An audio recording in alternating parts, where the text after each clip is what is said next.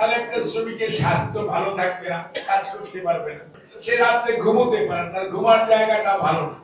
শ্রমের মর্যাদা এবং শ্রমের মজুরি এবং সম্মান এটি অবশ্যই আমরা যদি যথাযথভাবে দিতে না পারি তাহলে সত্যিকার অর্থে দেশ এগোবে না। আমরা যদি তুচ্ছ-তাচ্ছিল্য করি এবং যেটি আমরা করতে অভ্যস্ত, তবে আগের যে অবস্থার পরিবর্তন হয়েছে কিন্তু তারপরেও পর্যাপ্ত পরিবর্তন হয় নাই।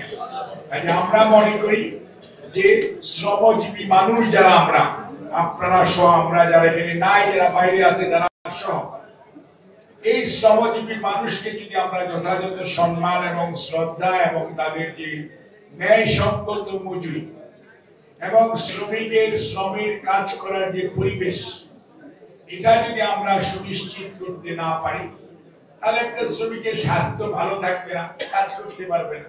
একটা শ্রমিক এর পেট ব্যথা করছে, সে কিভাবে কাজ করবে? সে রাত্রে ঘুমোতে পারে না, তার ঘুমার জায়গাটা ভালো না, তাহলে সে কিভাবে কাজ করবে?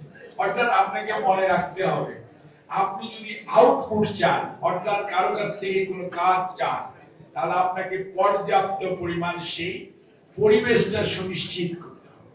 কাজে আজকে 2025 সনে দাঁড়িয়ে শেষ, মানে নভেম্বর মাসে, আগামী ফেব্রুয়ারির মধ্যভাগে নির্বাচন হওয়ার কথা আছে এবং আমরা আশা করি যে মধ্যভাগে ইনশাআল্লাহ নির্বাচন হবে। ষড়যন্ত্রের বেড়াজাল অনেকেই শোনার চেষ্টা করছেন, কেউ কেউ বিভিন্ন ধরনের কথা বলে দায়িত্ব এড়িয়ে যাওয়ার চেষ্টা করছেন, সেটিও সঠিক নয়।